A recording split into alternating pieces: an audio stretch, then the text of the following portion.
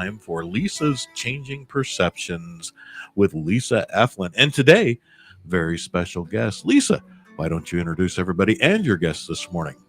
Good morning. I'm Lisa with Lisa's Changing Perceptions. You can reach me at lisaschangingperceptions.com, Lisa's Changing Perceptions at Gmail, or you can call or text me at 262-573-7055. And you can also find me on Facebook under Lisa's Changing Perceptions. I am a hypnotherapist and self-empowerment coach is how I've relabeled it. So I like that better, making people feel self-empowered for their life.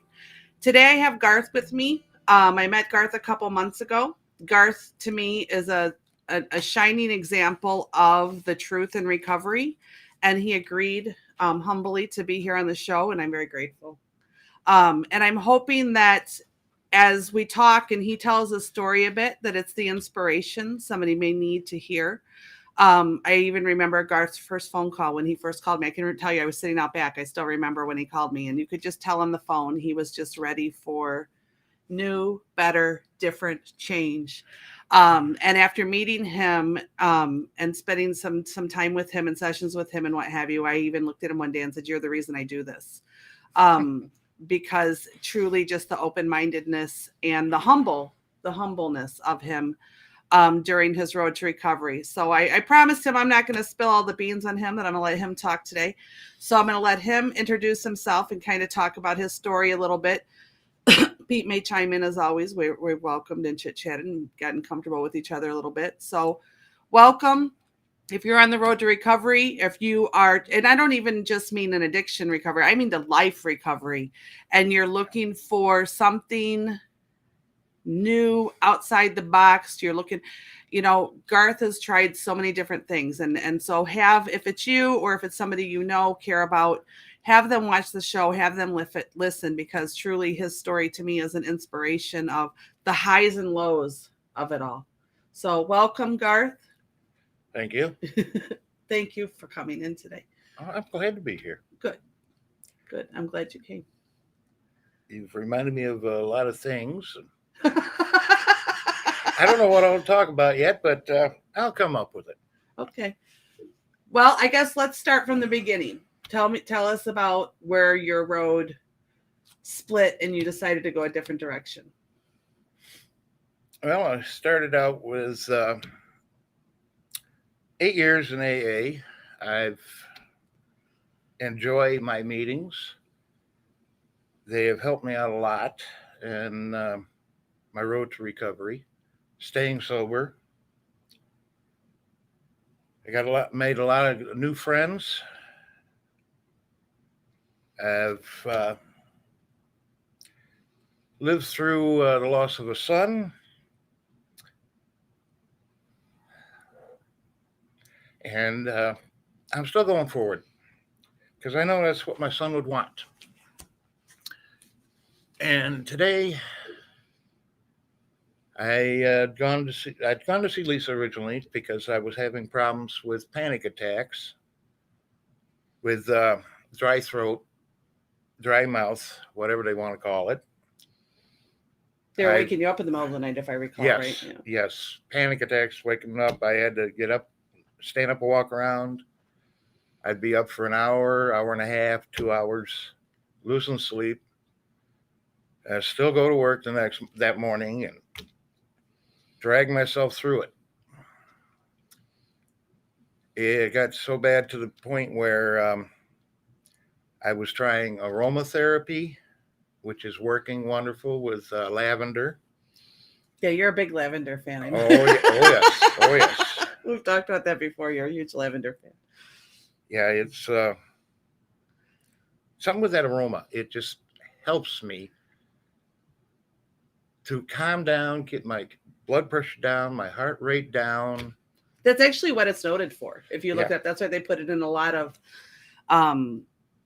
baths and people put it in essential oils and things and put it in the air. That's dryer actually sheets. what it's made for. And now I've even hearing on TV that they put it in the rolls on toilet paper.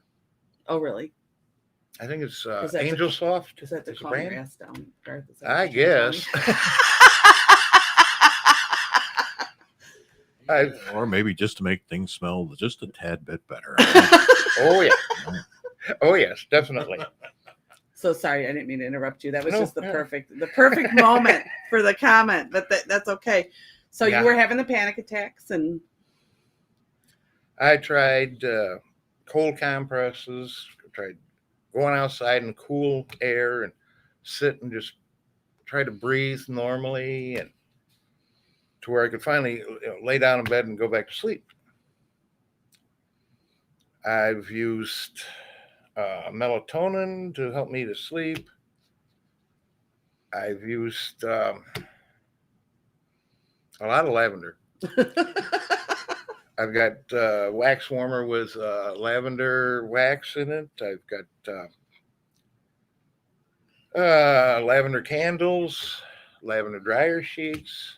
It all helps me to calm down, to be able to lay back down again and rest. And talking with Lisa, uh, going under hypnosis, I've I feel I've beaten it. My fear, my panic attacks, I've beaten them. 95%. My my daughter is a big fan of helping me, keep an eye on me, with making sure I go to my meetings in AA, making sure I didn't miss any of my appointments with Lisa. Fortunately, it was my day off when I was meeting with her, so that left me plenty of time to get there. She has taught me how to use an anchor to help me to get over some of the problems I've had at work, mostly. Cleaning out my junk drawer in my head, taking the stuff that's in there that bothers me, put it in the back, put it on the shelf, get it out of the way, and forget it. no need to carry what you don't need anymore, right? Nope, don't need it. And let me just explain, because people might not. What an anchor is under hypnosis. Well, we discussed it ahead of time, but when people come in, they're feeling a certain way, and they'll give obviously descriptive words for that. So one of the things I'll ask them is, what would you rather feel? What would you rather feel when those feelings start to come up? And I have them give me 3 positive descriptors, because everybody's different. Everybody's looking for something different. Everybody's struggling with something different. And we come up with 3 positive descriptors that are comfortable for them, that are what they feel. And an anchor is your fingers. For me, an anchor is your fingers. I have them pinch their fingers real hard, to the point of, I tell them not self-harm, but discomfort. Because think about it, when your mind is going somewhere, if I were to poke you hard, what would your mind do? It'd go to distract, right? It'd go to where I poked you and it'd get off of where you were thinking. So we have them pinch their fingers, and we associate those 3 words to that finger pinching, why they're in hypnosis, and we repeat it and we repeat it and we repeat it, so that when they feel that start to come up, that negative, that backwards start to come up, they pinch their fingers real hard. And just like with anything else, when we're rewiring and we're retraining ourselves to think differently, it's a reminder for them of those 3 words that we've instilled. And they go, okay, wait, no, I'm not going there. That's right. This is where I'm going. And always when they release their anchor, I always have them when we go back to balanced and calm. And Garth was having some struggles with some coworkers and becoming frustrated at work. So we were, not that anybody else has ever had that problem, but he was having some struggles with coworkers, and it was ruining his day, where it was really stewing him and ruining his day. And he was looking for, I don't want them to ruin my day. They're not, worthy to ruin my day, kind of thing. So we established an anchor that he would use, especially at work, or whenever he could use it, obviously, to pull him back to there. And just for the record, and I like to explain this to people, because I know that some people like to advertise magical solutions. Your fingers are not magic. You always have them. That is why I use the fingers. If I use a necklace or a ring or a bracelet or whatever, and you're not wearing it, well, then you're out of luck. So you always have your fingers. Also, nobody would ever notice. If you're standing in a crowd and one of your things is a social anxiety, and you pinch your fingers to remind, I'm calm, I'm safe, whatever your words are, to remind you, and breathe to pull you back with that, nobody's going to notice. Nobody's ever going to notice. And so when he refers to an anchor, just wanted to kind of explain what that means and what that is. And in hypnosis, because you're so relaxed, we actually can instill those to where it starts the process of the minute that starts to happen. The more you do it, the better it works, obviously, just like everything else, it becomes a habit. But when you do that, your brain goes, oh, that's right. We're going to go back there. We go back here. So go ahead. So sorry to interrupt, but people wouldn't know what that was. Are you doing that for me right now because I'm annoying? Is that what you're doing? I'm doing it right now Lisa's to here. keep my blood pressure, my heart rate down where it belongs. See why he inspires? Yeah. You actually use the tools. That's why Yes. you're my inspiration. You actually use them. You taught me them to help me. So why not use them? Amen, brother. I mean, the anchor was one of the first things you did teach me. Mm-hmm. And I use it daily, just partly to help keep me calm at work. That is something I try to instill in the first visit for everybody so that they go home the first visit with a tool to start the process kind of thing, you know? I'm glad we wrote those down that day because otherwise I would have forgot the words. Honest. Well, you were very relaxed because you took to hypnosis very well. I will say that you took to hypnosis very well. And you were very open to the calming and allowing of that. Then obviously learning and you can let people, you are consciously aware and alert during it. You're just very relaxed. Oh yes, we talk. So he will vouch that I will not make you dance like a chicken No. or bark like a dog. It's just a very relaxed state, but you were very open to it and you went down easily. Like you went down nicely and you allowed it through. Oh, like I told you, I had been hypnotized years ago because of my problem with allergic penicillin. My throat had closed down. I couldn't breathe. And it scared the bejeebers out of me. And so I went and saw the hypnotist that time through my doctor suggesting this one. And it helped me then. And you have helped me a lot now. And we discovered some underlying things that were actually causing your panic attacks, right? Yeah. So we pushed through those a little bit. And the reason that I bring that up, and you don't have to discuss them, that's your option. But the reason I bring that up is that sometimes we associate something going on with something, I don't know how to put it, I guess logical in the current, but yet it's really attached to something different. And this was actually a case of that, where it was attached to something different. Just a quick note. Rhiannon Young says, "Hi, Dad."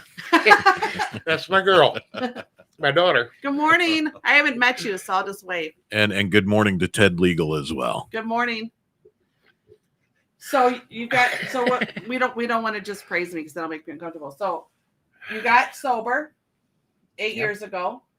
And what happened, I'd like people to hear, whatever you're willing to share, of not only your successes, but also your pitfalls and how you pulled yourself through them. Because I know a lot of times when people go into sobriety of some sort or major life change of some sort, they kind of go, okay, I'm going to do this. And now everything's going to be wonderful.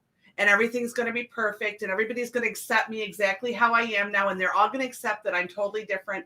And there's going to be no recourse.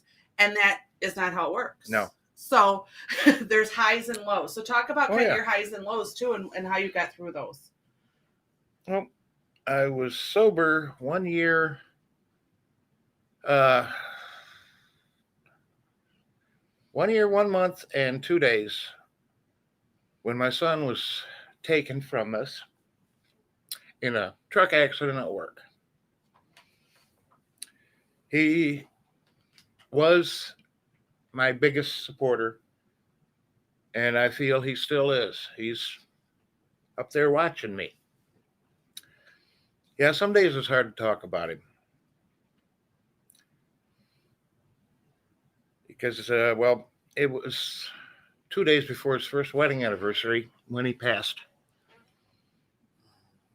So we celebrated his life on their anniversary. There were so many people there that I didn't know. Most of the people that came for the visitation. There's times I had to take a break and go sit down because my feet were hurting from standing on them so long. But we had a wonderful send-off. All those people that my son had touched over the years. People that I have no clue how we met them, who they are, where they work, what have you. I just know they were there. The next morning, I got up and I felt calm, peaceful, that he had, well, I'm going to say it. He visited me in the middle of the night You could say it. We to talk let about me the know, one here. to let me know that he's okay, that everything's going to be all right. I got up that morning and I was calm. No problems. And I kept going forward. I am still going forward. My son was my biggest backer. Every time I'd see him, how you doing, Dad? How much time you got in AA now, Dad? Where you looking for jobs at? Anywhere and everywhere. That's what I used to say to him, and I'm saying it again today.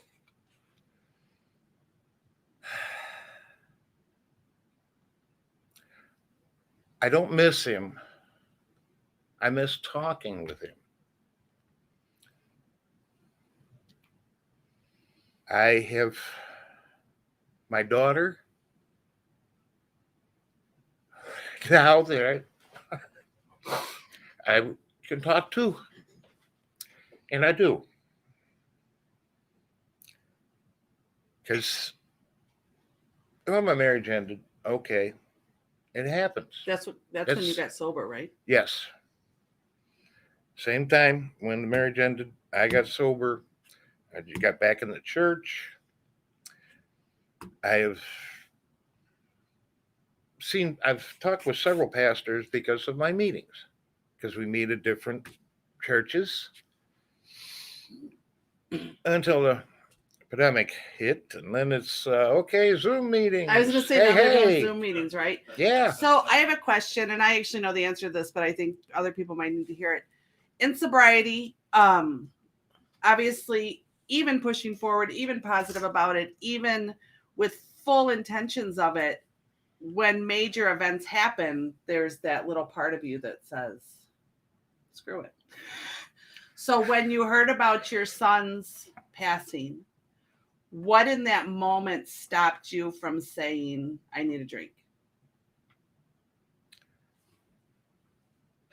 The only thing I can think of is my son talking to me, telling me, you don't need it, Dad.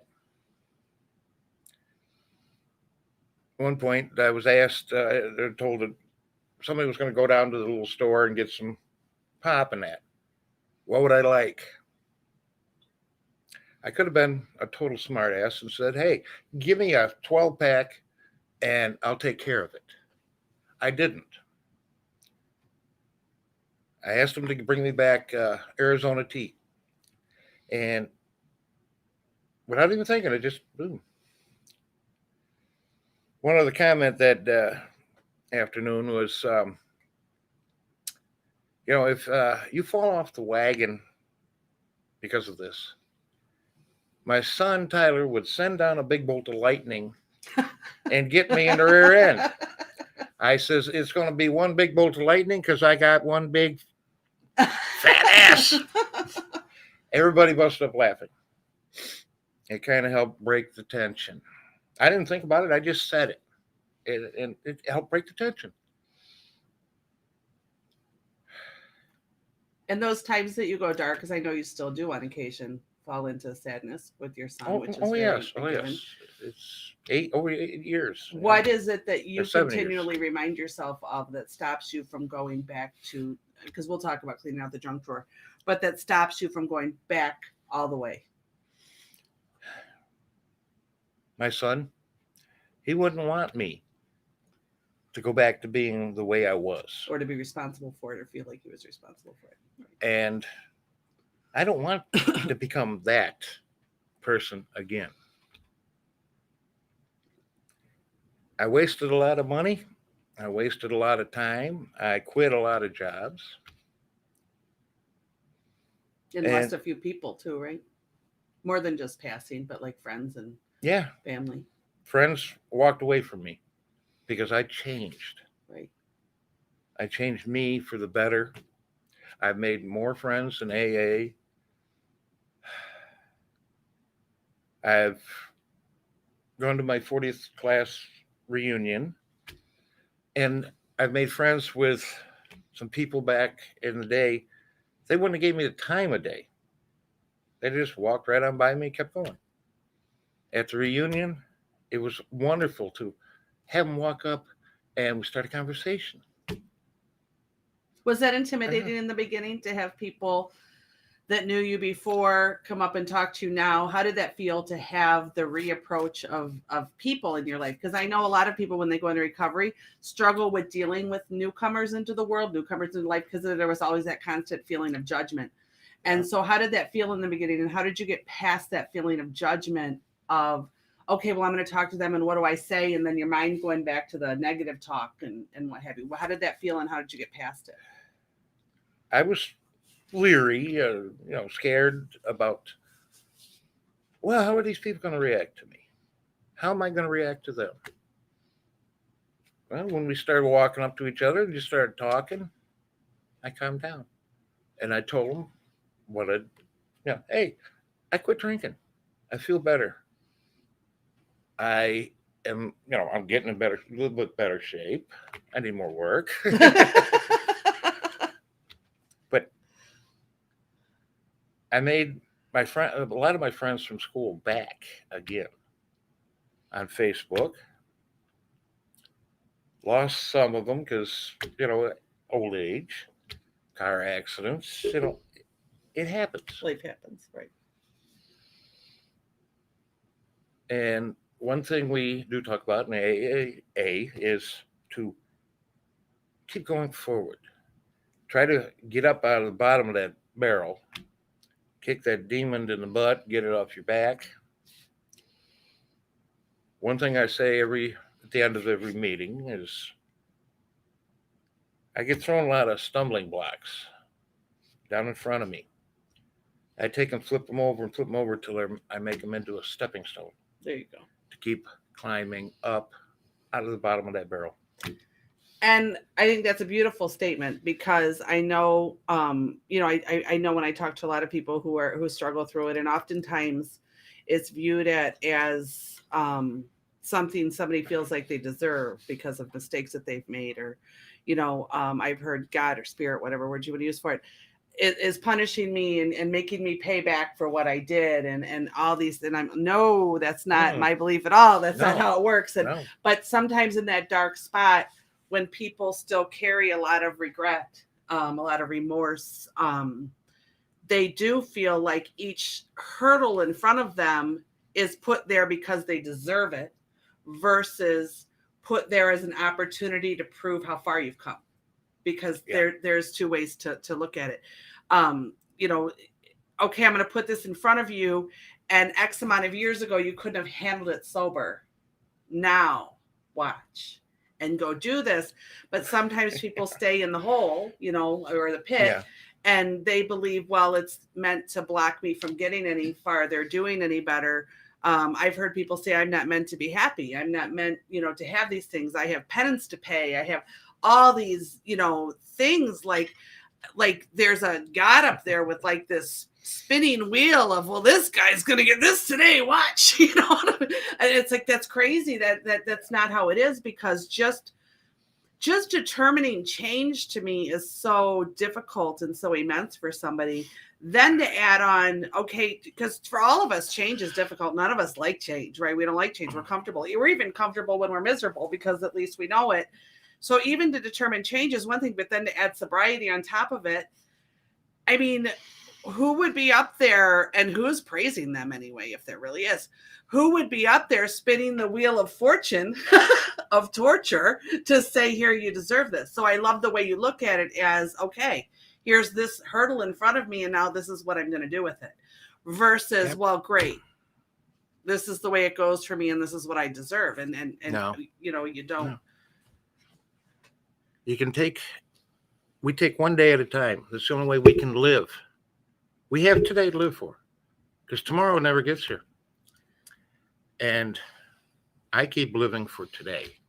I keep trying to better myself, to make our home environment better. Well, and go there. So speaking of making home environments better, when you want to talk about how conquering Garth has been, if you choose to share, let them know how difficult it got and how big of a hurdle got placed in front of you. Do you want to? You don't have to go there if you don't want to. Not my brother. No. Pads. Oh yeah. 2.5 years of my daughter and my life was spent at Pad's shelter, living there, trying to get better, staying away from alcohol. They would help me job hunt. They would, everybody had to do chores. Everybody had to help out around the building. It helped me in the long run. How did it help you in the long run? This is very important. I bettered myself because I didn't go back to the old ways. We didn't walk out of Pads and be angry and have it right. Walk back into the old life. No way. They had they asked me twice while I was living there if I would be a speaker out at Sleep Out for Shelters. And I was told that Joe Cicero would be there with 105.5. I'm like, cool. I met him. Super nice guy. I listened to him every morning. The first time when I spoke, I had talked about losing my son and, everybody come down. And I says, now they're calling me a success story because I'm trying to better myself. On the second Sleep Out for Shelter, I talked about everything I was doing, getting through, going to AA meetings and getting a better job and sticking with a job. And then I told him, I said, okay, now you tell me, I've been in AA for 8 years. Is this a success story or what? I got a standing round of applause with hooping and hollering going on from people that didn't know me. Your success story is that you don't quit, that no matter what gets put in front of you, you do take that hurdle and turn it into the paths forward versus a hurdle.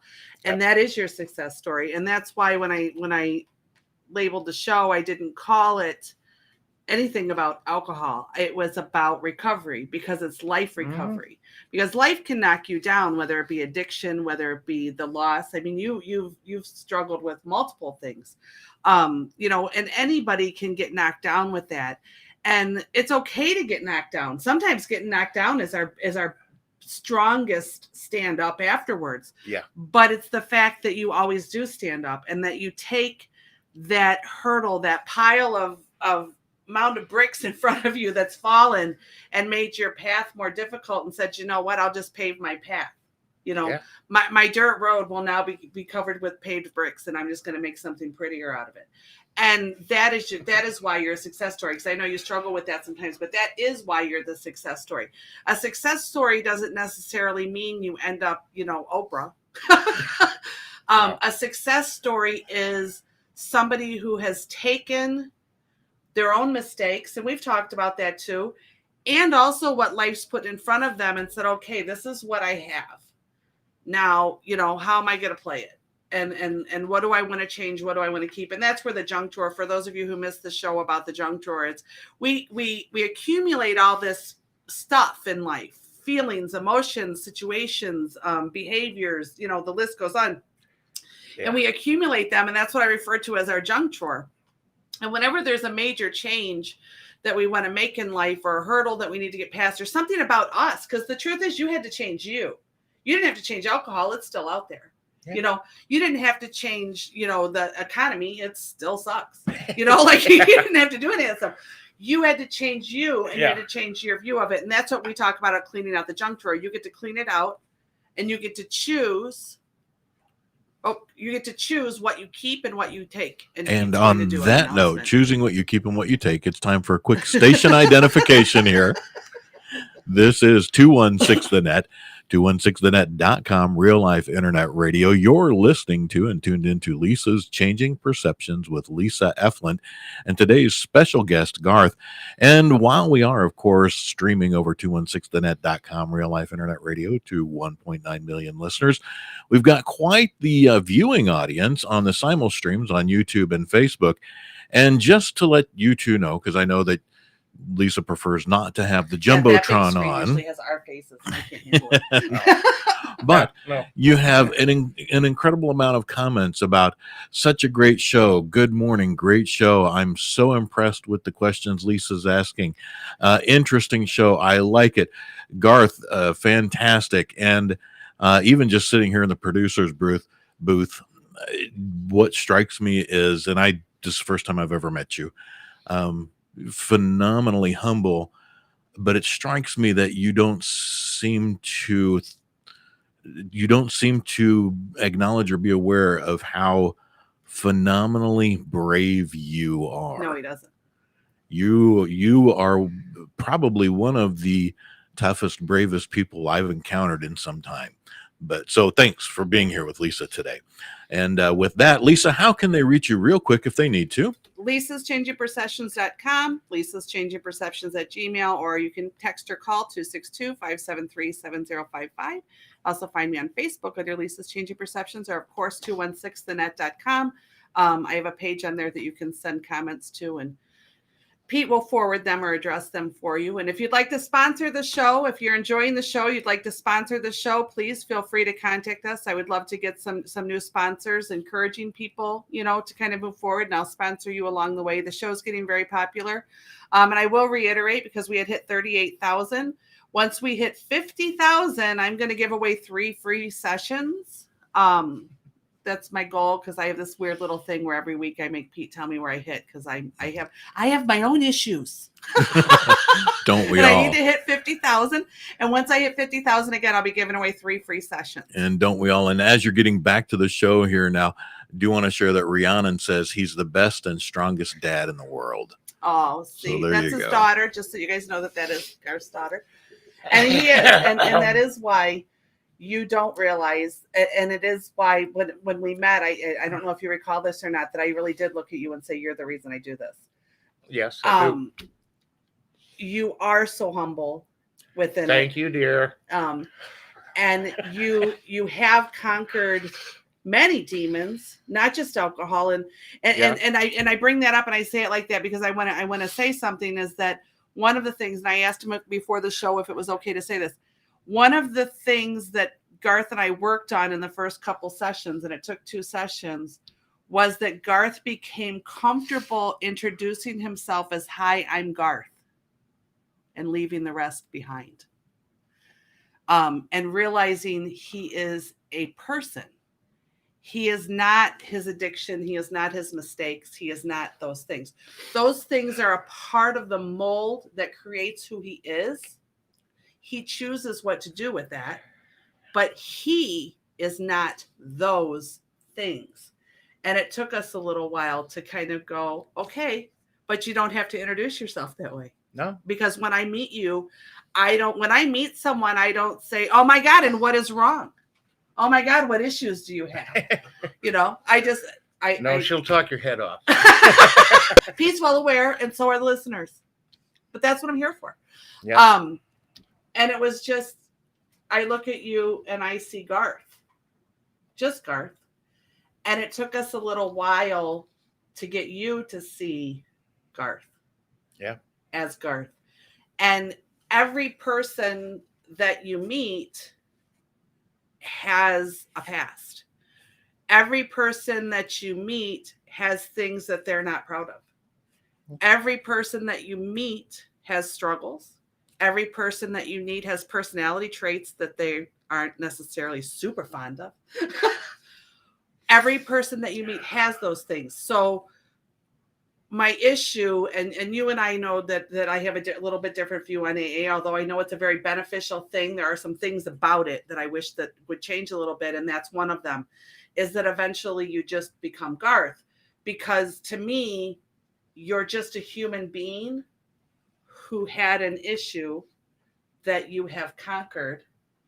And it's no different than, the fact that I battle the pie aisle, or somebody else battles shopping. It's a battle. It's an addiction. It's something that we took on that gives us pleasure, comfort, or allows us, I like to say, allows us denial for a temporary period of time. The one that you were comfortable with, or that you chose, happened to cause a chemical dependence in your body. Yes, a little bit different. Okay, there's a chemical dependence there.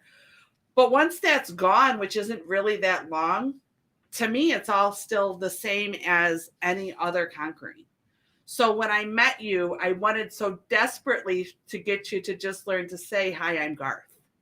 Because to me, you're Garth, Yep. A humble, genuine man who's very sensitive, who battles many demons and beats himself up too much about the mistakes of his past. That's it. That's who you are to me. It's who you are to me every time I see you, every time I talk to you. And it's no different than anybody else. So I wanted to help you get past feeling you had to introduce yourself along with all these adjectives that came along with it. Because we're all, the truth is, we are all these adjectives that come along with it. And I'm not required to introduce you and say, hi, I'm Lisa. And when I stress out, I like pie. I mean, But that might get you more. That's not a good thing, Pete. That's not a good thing. More pie's not a good thing. More pie's always a good thing.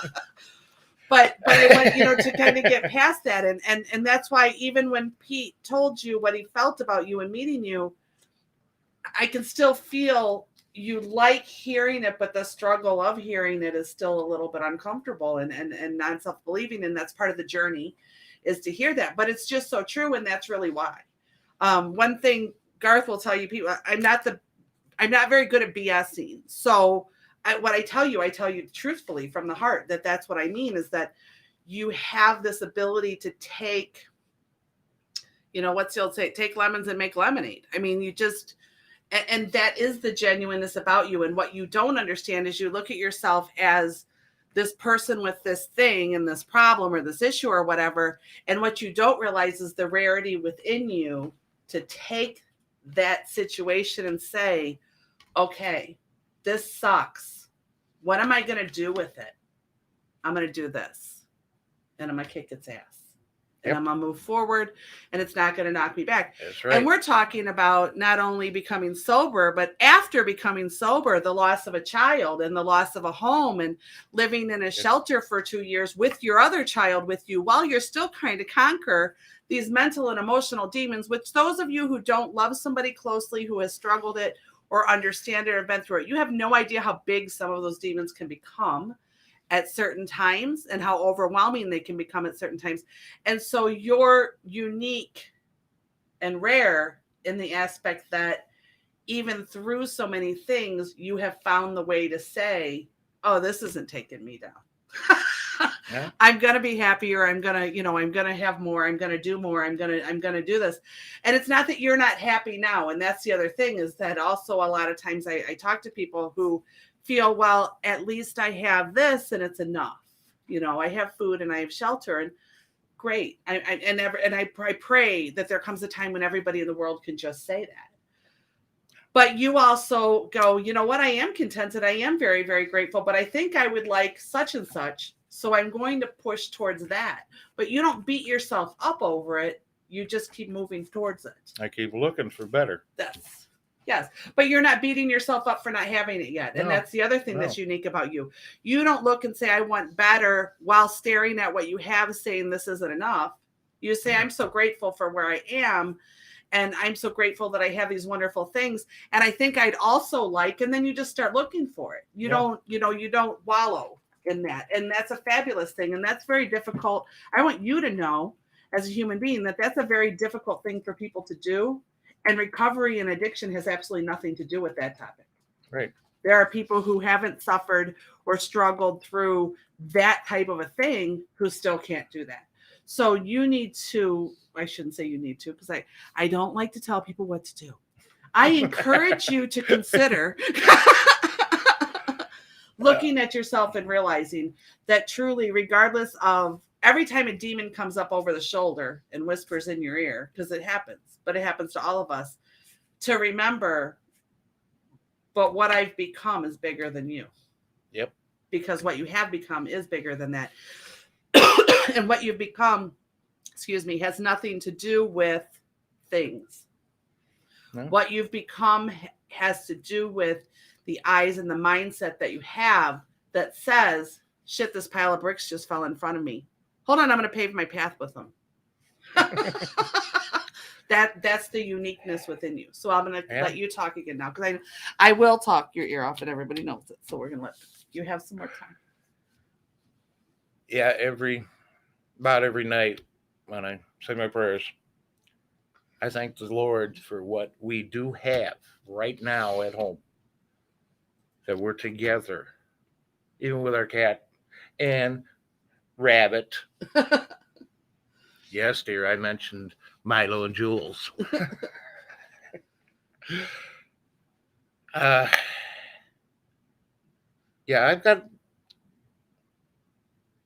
Basically, I got some bats in the belfry going around yet. I'm working on getting that part of the junk drawer taken care of.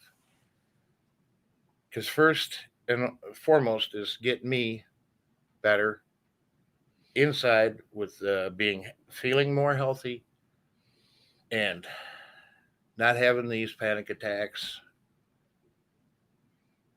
And I keep going forward. I keep trying to go forward. I'm looking for better. Like she said, I'm not beating myself up over it. Okay. If I don't find a job tomorrow, okay, fine. There's always the next day. And I'll try again. If I have any more problems, I got her phone number. Well, and what I was going to say too is, as you were doing this and we were talking about it, I know that at points too, what people don't realize is that when things get difficult too, we fall back into our old habits, old personality types. Because I know a few times in sessions we've had to talk about compromise. Yeah. And saying, okay, now, and again, I really do try not to tell people what to do, but it'll be like, okay, is the person who's upset about this who you are now? Or when you were drinking, maybe were you, demanding and controlling and wanting these things, and which way are we going? And having to kind of look at those things. And so when he's saying cleaning out the junk drawer, and I'm not saying that to just nail Garth, because we all have our issues, but my point is that just stepping forward, sometimes we still have to keep pulling from that junk drawer, and we end up grabbing something that we go, hey, you know what? I'll use this. Oh, wait, I don't like how that works. And still having to kind of drop it aside. So moving forward, because it is very positive what you're doing, I would just want to remind people that sometimes that means we slip on a banana peel and then say, oh, we should have, thrown that banana away. Yeah. Because then we wouldn't be able to slip on that banana peel. So just be aware that sometimes we fall into those places and then go, you know what, this is the old me. And that's a thing that we can just commonly ask ourselves is, this isn't working for me. This, this dynamic didn't work. Is this the old me or the new me? Is this who I want to be? Is this a part of me? And then choosing whether to acknowledge that, because we cannot quit or acknowledge change, anything. We do not stop and look at it. If we don't acknowledge it, we can't change it, right? It's just the reality. We have to actually acknowledge it, take ownership of it, and then decide, ooh, that's icky in my junk drawer and I don't want it anymore. So I'm going to get rid of that. Because to acknowledge it, we have to see what causes it. And to see what causes it, we have to see our reaction to it. When we see our reaction to it, that's when we know what to change. So it's a cycle as you continue to go and move forward. So, and I'll let you go again. I just wanted to reiterate, because it does sound like it's very easy flowing, and it's not. And I wanted people to understand that it's back and forth and back and forth. And kind of, there's times when it's momentum rolling forward quickly. And then there's other times when it's like, wait, my foot is stuck in the damn junk drawer and I cannot get it out. And I can't seem to get past it. And you've got to yank it out, and you've got to, discover why it's stuck. So just to kind of put that out there, that when people hear moving forward, and you are, I don't want them to assume, well, it didn't go that easy for me, so I must not deserve it, because that's just not how Yeah. it flies. It's Yeah. it's a pattern. So go ahead, I'll shush now. No, I've struggled from time to time. I don't beat myself up over it. I try to keep going forward. I keep looking for that. One door closes, another one opens. This door opened for me, thanks to some what do you want to call it? Reviews about Lisa's program that my daughter liked, and my daughter picked her out for me to call first. Oh, thank you. And I'm glad I did, because it has helped me a lot. And, well, like I say, I do my anchor daily. I try to keep the junk drawer to a minimum. I don't like putting anything more in there, because then I got to get rid of that too. Right, just storing more shit, right? Yeah, We all got enough of that. I don't need any more. I got enough crud. No, this program is something wonderful that I'm glad. I talked with my daughter about, hey, help me find something. And she did. And you know what? Bless your daughter, by the way, and I'm going to give her some kudos. Bless your daughter for not only looking, but for being open-minded enough to be aware that there's a true struggle. Oftentimes when someone, the situation becomes sober, the family as well. And you said, you know, friends were lost too.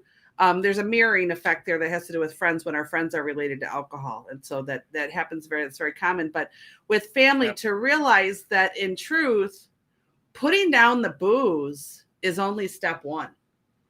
There's a whole dynamic and a whole process. And it's almost, I hate to sound too woo-woo, but it's almost a rebirthing, because you're really becoming someone completely different that even you don't know, depending on Right. how long, you know, you were drinking. Because how long were you drinking, Garth? 40 years? Yeah. See, so you have to take into consideration, will you say how old you are so that we can put that into perspective? Or do you not wanna Let's say? see. In ballpark 3 weeks, I'll be 62. So let's put that into perspective. And how long have you been sober? A little over 8 years. So let's put that into perspective as to how young he was. He was in his teens when he developed alcoholism. So now in his 50s, becoming sober, I want you all to step back and see, what have you learned about life, yourself, your coping skills, parenting, jobs. I mean, to take the whole list that you learned from your teens to your 50s. So when you've learned that with a coping skill that numbs the difficult, okay, because that's basically what it does, right? We take away the problem. Yeah. And then all of a sudden you're sober. Oftentimes family and friends don't realize, the friends that choose to stay, you know, the ones that aren't associated with the alcohol, they don't realize there's a whole literal rebirthing process that happens, meaning now I'm sober. Who the hell am I? But wait a minute, I don't know how to cope with this. This always pissed me off before, so it must piss me off now, you know, and realizing that you have to learn, because your brain is still going to go back to that. Even though you may not be going to the alcohol, your mind and your coping skills are still going to go back to old negative behaviors. And face it, when we talked about it before, and I talked to many people, when you were drinking, and you're an alcoholic, when you're an active alcoholic, you were shorter fused. Yeah. You were more controlling. You wanted to control your environment around you, everything that happened. And, you know, I have to make sure nothing more bad happens. And that's what I found, is that a lot of times I have to make sure I have to be controlling so that nothing worse happens around me, because I don't think I could handle one more thing. And you don't realize that in doing that, you're actually creating 100 more things, you know, by not letting it go. So kudos to your daughter, because she not only stood with you and even through the pads thing and all of that, But when you came and said, I need some help, she said, okay. And she saw you for more than, but you're sober, get over it. Because you cannot believe how many people have that mentality. And with the kudos you're giving Rhiannon, and when you said thank you to her before, she says, no, thank you for helping my dad. Oh, And additionally, here from Ted Legal, you talked about how long, you were an alcoholic there. Ted says, detox your body and mind, speak positive about yourself in a mirror every day, tell yourself you don't need it. I was an alcoholic for 10 years and this helped me. So, Ted, and Ted also says, I good started going. drinking at 12 years old due to having a hard time dealing with my parents' divorce and accepting my disability. So, the what you've been sharing impacts people that you've probably never met that are just watching this right now. All walks of And, life. all walks of life. And Ted, we love Ted because he's an avid listener of the station.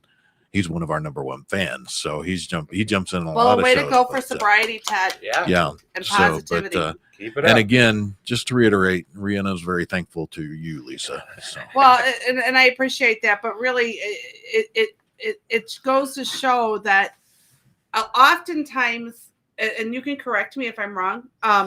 Oftentimes, when somebody gets sober, that's the only focus. Stay sober, stay sober, stay sober, stay sober. Yeah, it is. And they don't realize, but that was the easy part, kind of. Making the decision was tough, but getting sober, now you're sober. Holy crap, the journey's just begun, because now I have these old things and these habits and these behaviors and these controls. And now these people won't forgive me, for some things that I did back then, but I'm sober now, but they want to believe I'm sober, but they don't want to forgive me for what I did back then. And then I get mad about it. And then when I get mad about it, I act like I did back then. Well, now I don't blame them for not, and you end up in this cobweb of, oh my gosh, but kind of giving a break to somebody every now and then. And sometimes we've talked about it. I've been tough in the office sometimes tough love of going, well, do you want them to do that? Because how are you acting? Are you acting like the old Garth? Are you acting like the new Garth? Which way are we going to go? And it's not said to make him feel bad or to hurt him. It's said to go, look at, do you realize you've reverted back to this old person while telling them you want them to see you as new? And we have to find that balance. But what people don't understand, because they just get frustrated with somebody, is, I don't know how to word this where it doesn't come out. They're relearning. This is like a child learning coping skills again, and often in many ways. You wouldn't, if a child made a mistake in how they handled something, you wouldn't give them one shot and then, forget it. Giving you up now. You'd go, listen, that if this is going to work, this isn't how this is going to fly. This is the appropriate response or whatever. And oftentimes they need to relearn that. And it's not that they're not capable of it. It's that when you're constantly viewed as the old while struggling to be the new and figuring out what that is, you're going to have setbacks. You're going to make mistakes. There's going to be these old habits that come up. And that's what I mean. I bless his daughter for saying, I love you anyway. And I see you're learning and growing. And yes, if you want help, I'm here. And yes, I'll go search for you, because that's really what they need. Now if you've got somebody who's manipulating that and using it to not move forward, well, then you have to address that too. And maybe sometimes you do have to walk away from certain personality types. But from what I've learned and who I talk to, that's not the case. They're just looking for somebody who can look at them and find forgiveness as they learn. And it's really no different, because look at how young he was when this started. And I know many that's how young they were. They're really just learning how to see life without a blurred vision.